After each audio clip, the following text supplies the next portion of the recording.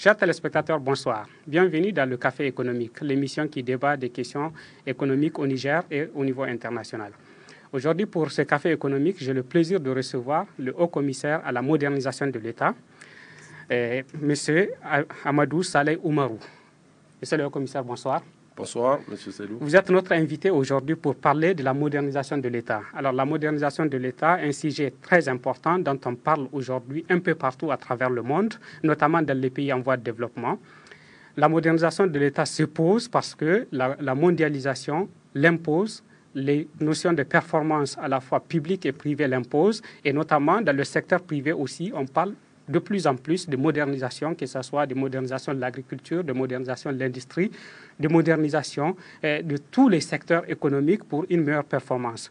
Alors, la modernisation de l'État est un sujet très vaste qui peut aussi être prêté à des difficultés d'interprétation ou de compréhension.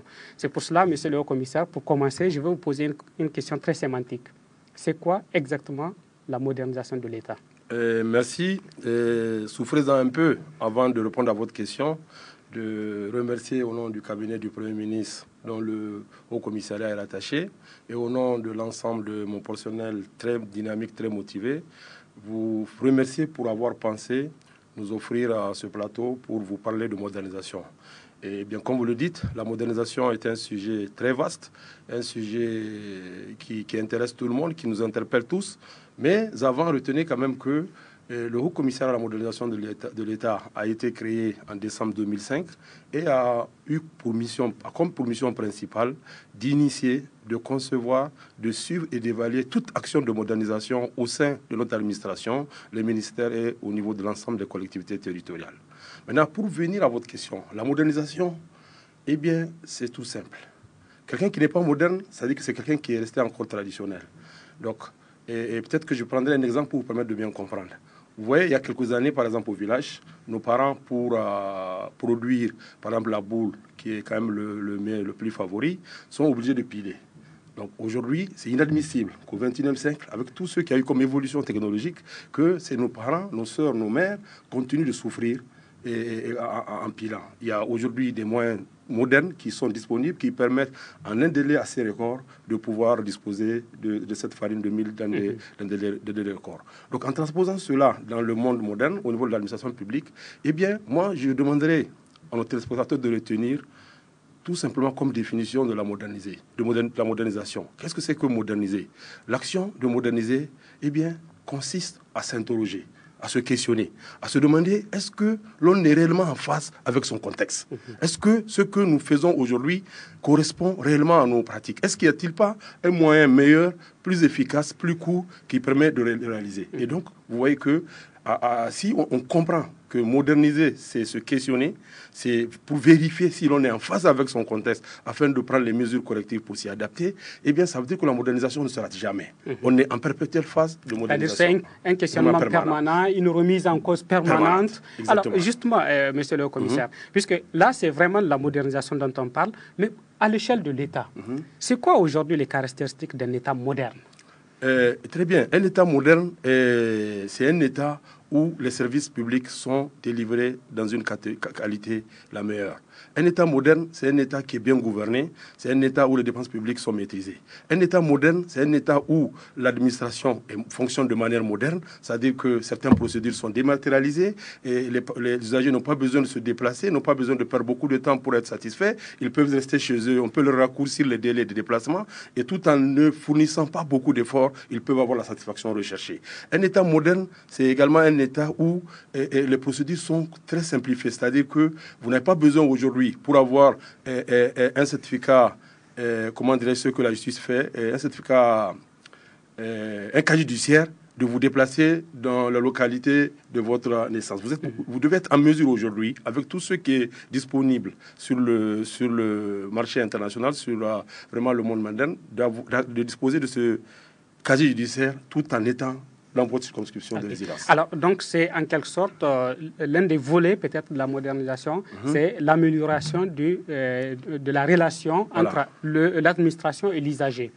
En grande partie, mais dans un pays comme le nôtre, où tout est chantier, tout est à faire ou tout est à refaire, la modernisation également de l'État peut porter sur la modernisation des infrastructures et l'aménagement du territoire. Pourquoi modernisation des infrastructures? Parce que vous avez vu, ce n'est pas par hasard aujourd'hui que les plus hautes autorités au Niger ont lancé le programme Niamey-Niala. On ne peut pas comprendre qu'aujourd'hui, qu'une ville comme Niamey n'ait pas évolué comme certaines villes avoisinantes l'ont fait. Donc c'est pour ça que vous avez vu aujourd'hui Niamey en train de construire des échangeurs, que Niamey a des routes qu'on est en train de construire pour faciliter et valoriser les maisons et les quartiers et pour pouvoir permettre aux gens de vaquer normalement à leurs occupations. Donc c'est l'aspect relatif à la modernisation des infrastructures et à l'aménagement du territoire constitue un maillon fort de la modernisation. Mais dans le cas précis de notre pays, la modernisation, au regard des réflexions menées au niveau de notre institution depuis 2 ans et demi, nous avons compris que le blocage n'est pas seulement technique, il est également d'ordre culturel. C'est pour ça que, dans le cadre du document cadre de politique de modernisation de l'État, que le Haut Commissariat, à la demande de la primature de son Excellence, Monsieur le Premier ministre, a élaboré, a retenu 4 axes principaux. Les 4 axes, les 3 portent sur les axes que je venais d'évoquer tantôt. Le premier, c'est la modernisation des infrastructures. Le second, c'est la promotion ou renforcement de la bonne gouvernance. Et le troisième, c'est la modernisation de l'administration publique. Là, le quatrième, c'est le changement de comportement et de mentalité, aussi bien de nos dirigeants que des citoyens. Donc, vous voyez que la modernisation, elle est d'ordre culturel. Et pour vous en convaincre, je vous donne un exemple qui, au niveau du Haut Commissariat, depuis quelque temps, constitue un élément de réflexion important. Regardez aujourd'hui tous ceux qui sont chargés d'élaborer les politiques publiques dans tous les domaines, en ne considérant que le secteur éducation. Si vous faites une petite enquête, et moi je l'ai fait d'ailleurs à des endroits assez stratégiques, et je vous assure que le résultat obtenu est très décevant. Quand vous allez prendre par exemple tous ceux qui aujourd'hui animent la vie publique, animent l'administration publique, animent les institutions étatiques, vous leur poserez la question suivante. Combien sont-ils qui croient à l'école nigérienne, à l'école publique? Combien sont-ils qui inscrivent aujourd'hui... Pour le Niger, ça doit être une question existentielle. Exactement. Donc vous voyez, dans notre cas, du fait que nous avons perdu nos repères, nous avons perdu nos valeurs d'intégrité, nos valeurs d'excellence, eh bien aujourd'hui, l'école publique est l'école qui est la plus abandonnée. Et alors qu'il y a quelques années, même quand nous, ou vous, quand on était à l'école, ceux dont les parents étaient obligés d'inscrire à l'école privée, eh bien, c'était ceux qui, excusez-moi des termes, qui avaient quand même des limites intellectuelles ou carrément qui avaient opté pour le banditisme ou la voyoucratie à l'école, et que l'école publique ne pouvait pas accueillir. Ce sont ceux qui ne peuvent pas réussir dans le système public, qui est un système rigoureux, qui repartent pour avoir une seconde chance dans le privé. Sauf que ce n'est plus maintenant la même chose. Alors, monsieur le commissaire, en suivant ce que vous venez de dire, notamment l'aspect culturel de la modernisation, je pense que ça pose la question aussi du niveau de confiance qu'il peut avoir entre, d'une part, l'administration publique, l'État et les citoyens. Alors, quand on regarde dans notre pays, on a quand même le sentiment que le niveau de confiance, il y a un déficit de confiance entre les citoyens et l'État, et du coup, cela devient un handicap aussi pour la modernisation de l'État. Bon, je trouve que vos propos sont assez forts et je souhaiterais vraiment que vous les mesurez parce que je ne sais pas quel type d'enquête avez-vous mené pour pouvoir tirer une telle conclusion et surtout je ne sais pas votre source d'information. Mais je sais qu'il y a quand même quelques dysfonctionnements qui sont observés dans le fonctionnement de l'appareil de l'État et ces dysfonctionnements peuvent se comprendre tout simplement par les problèmes rencontrés ou que notre pays a connus, ne serait-ce que par l'instabilité politique. Vous savez que nous sommes quand même à notre 7e République et je ne connais pas en Afrique un pays qui est déjà même à la 5e ou 6e République. Alors, monsieur le commissaire, juste pour préciser de quoi il s'agit. Alors, quand on analyse, par exemple, dans notre pays, la question de l'insuffisance fiscale, par exemple, alors, on sait que l'insuffisance fiscale est fortement, en tout cas, il n'y a pas d'études qui le démontrent, mais intuitivement, on peut comprendre aussi que c'est lié souvent à des malversations qui existent dans notre administration, ou bien, en tout cas, à toutes ces histoires, ces scandales dont on entend parler. Alors, justement, pour vous, en tant que haut-commissaire à la modernisation de l'État, je pense que ce sont des questionnements auxquels vous faites face quotidiennement. Comment vous y prenez? Tout à fait. Mais vous voyez, comme je vous le dis, le défi, il n'est pas seulement technique. C'est vrai, dans le cadre de l'insuffisance fiscale, les services fiscaux ont leur part de responsabilité, mais en grande partie, les responsabilités reposent sur les citoyens. Parce qu'aujourd'hui, vous ne verrez pas de nombreux Nigériens qui vont se lever pour se présenter au fisc pour dire qu'ils sont venus payer leurs impôts parce que, par ailleurs, ils ont réalisé telle performance dans tel domaine et qu'en retour, ils se doivent de retrocéder à l'État sa part afin que l'État puisse pouvoir avoir suffisamment de ressources pour pouvoir investir dans les secteurs clés. Ces gens ne le font pas. Donc, vous voyez que dans ce domaine, il y a beaucoup d'efforts à faire. Il faut sensibiliser les gens, il faut les informer pour qu'ils comprennent que ce n'est pas toujours avec l'argent des partenaires techniques. Parce que ce que les Nigériens doivent comprendre, les fonds que les autorités arrivent à mobiliser de ces pays étrangers sous forme de coopération bilatérale ou multilatérale, mais ces fonds-là ont pu être mobilisés grâce à la mobilisation des impôts ou des taxes des contribuables de ces pays. Donc, vous voyez, on est prêt à sauter sur les ressources mobilisées par les contrôles des autres pays, mais on n'est pas du tout disposé à faire autant chez nous. Donc, et c'est pour ça que je vous dis, dans notre cas, c'est vrai, l'appareil administratif, il y a des dysfonctionnements qui sont observés, mais qui aujourd'hui, force est de reconnaître, pour lesquels des solutions sont en train d'être trouvées.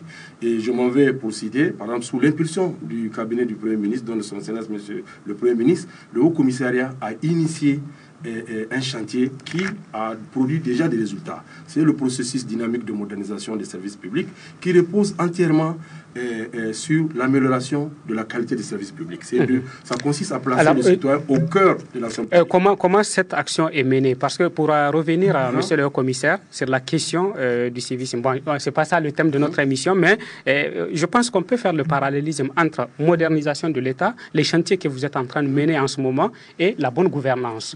Alors, je parlais de ces points précis parce que, alors, est-ce qu'on peut réellement garantir la bonne gouvernance, qui est une clé, un pilier de la modernisation, lorsque on n'a pas encore réglé la question de l'impunité dans notre pays? Parce que, bon, les citoyens, tout à l'heure, je parlais de l'incivisme fiscal, mais comment est-ce que les citoyens peuvent payer réellement l'impôt lorsqu'ils ont le sentiment que l'argent est détourné, ou bien, en tout cas, certaines personnes l'utilisent pour s'enrichir elles-mêmes? Donc, bon, voilà le défi, comment ça se présente. Ça, vous posez, je partage complètement ce point de vue avec vous. Notre pays doit faire face à deux défis. De la capacité de l'ensemble des Nigériens, aussi bien les dirigeants que des citoyens, à relever ces défis, et dépendra vraiment des résultats probants que nous pouvons espérer obtenir. Ces défis-là, le premier, comme vous le dites, est-ce que réellement nous sommes prêts à assainir le système judiciaire pour une justice libre, équitable, crédible et performante? Et je crois que là, il n'y a pas de doute. Et les signes forts montrés par les plus hautes autorités ces derniers jours peuvent quand même nous rassurer. Ne serait-ce que les états généraux sur la justice qui viennent de prendre fin il y a juste 2 semaines. Et je crois qu'au cours de ces états généraux, les gens se sont exprimés librement. La problématique a été bien posée, bien analysée, et que les résolutions qui en sont ressorties vont être mises en place. Un comité chargé de la mise en œuvre va être incessamment mis en place. Et je n'ai aucun doute quant à la volonté politique clairement affichée, d'abord par son Excellence, Monsieur le Président de la République, le Premier ministre et l'ensemble du gouvernement, de faire du Niger un pays où la justice régnera, un pays où le système judiciaire sera assaini, et un pays où tout le monde, les citoyens, les populations, auront confiance, placeront une confiance en notre justice. Le second défi, eh bien, il repose sur la capacité, là également. Parce que si vous me suivez, moi, je ne fais pas partie de ceux qui pensent que la faute repose exclusivement sur les dirigeants. Et donc, je dis de la capacité de l'ensemble des citoyens, dirigeants et autres citoyens compris, à accepter que dans nos institutions, qu'on instaure une gestion des ressources humaines axée sur le mérite et la compétence. Parce que vous voyez, et les gens pensent que c'est le politique, c'est les dirigeants seulement qui décident dans la nomination. Mais que dites-vous de ceux qui la nuisent ou qui utilisent les réseaux, les groupes de pression, les lobbies, pour essayer d'agir sur tous ceux qui ont une relation avec ceux qui nous gouvernent, pour les placer à des postes pour lesquels ils n'ont pas la compétence, ou des postes pour lesquels, quand une fois qu'ils accéderont à ces postes, ils se contenteront juste de servir leur clan, au lieu de se mettre au service de l'intérêt général, au service de notre pays. Ok. Monsieur le haut-commissaire, ça me fait plaisir d'entendre peut-être ce genre de propos venant d'un responsable, d'un dirigeant nigérien.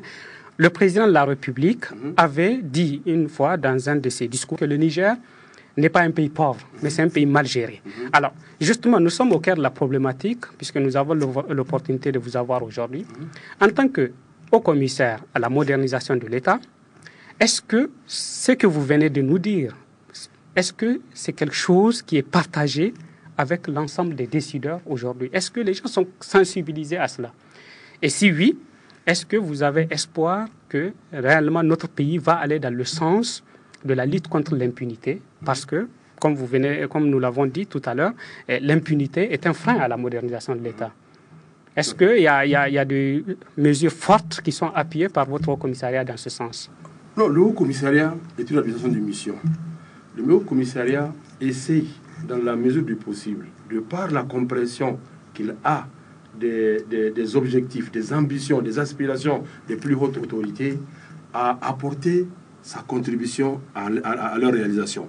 C'est pour ça que chaque fois que de besoin y est, le Haut Commissariat n'a pas hésité à initier des actions de renforcement de capacité qui ont concerné les plus hautes autorités de ce pays. Je peux vous le dire, le Haut Commissariat a déjà réalisé 4 séminaires gouvernementaux qui ont porté sur des thèmes d'intérêt très stratégique.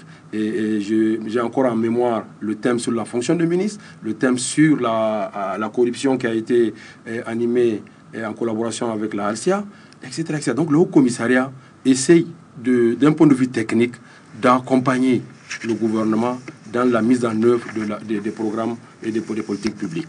Mais je pense, pour revenir à votre question, la volonté aujourd'hui, surtout du président de la République, ne doit plus faire l'objet de doutes. Aujourd'hui, au niveau du gouvernement, au niveau de l'ensemble des citoyens, sa volonté d'assainir, de mettre fin à l'impunité, de créer les conditions pour que les Nigériens puissent profiter de leurs richesses, eh bien, elle est clairement affichée. Et s'il y a un domaine, je n'ai pas encore fait une étude, mais je reste persuadé, et je sais que personne ne pourra dire le contraire, si aujourd'hui vous essayez d'inventorier les actes posés par le président de la République dans tous les secteurs, vous verrez que les actes pris pour promouvoir la bonne gouvernance sont les plus nombreux. Et ne serait-ce que les dispositifs qui ont été mis en place et les résultats qui sont obtenus. Et aujourd'hui, ceux qui s'adonnaient tranquillement à ce genre d'exercice de détournement de biens publics, je crois qu'ils sont nombreux qui ont compris que la récréation est terminée et que le Niger n'est plus ce pays où on peut détourner des sous et puis aller se la couler, comme on dit, de manière très... C'est la coulée douce. Voilà, okay. Alors, la récréation est terminée. Oui. Ça, c'est vraiment quelque chose... je pense que beaucoup de gens, beaucoup de Nigériens vont nous regarder pour entendre cette formule-là. Mais tout simplement, pour revenir à la question de la politique nationale de modernisation, parce que vous m'avez dit qu'il y a une politique nationale dans ce sens. J'aimerais savoir, d'abord, les axes clés de la politique, vous en avez parlé, mais j'aimerais comprendre quels sont les secteurs prioritaires aujourd'hui dans notre pays en matière de modernisation. Oui, mais tous les secteurs sont prioritaires. Malheureusement chez nous, parce que nous avons passé beaucoup de temps à chercher à nous entendre, à nous comprendre, pendant que les autres évoluaient. Au Niger, il ne faut pas se le cacher, nous perdons énormément de temps pour nous comprendre. Donc, dans la mesure où nous arrivons difficilement à nous comprendre, vous comprenez qu'il va être très difficile de pouvoir bâtir des chantiers. Donc, ce qui fait qu'aujourd'hui, au Niger, tout est à refaire ou tout est à faire. Et vous avez vu, les autorités de la système public, depuis leur arrivée, essayent de toucher, de faire avancer tous les secteurs. C'est l'éducation, c'est la santé. Tout à l'heure, je vais vous donner l'exemple. Il faut qu'aujourd'hui, le principal défi qui se pose aujourd'hui au gouvernement, c'est de faire en sorte que tous ceux qui ont abandonné les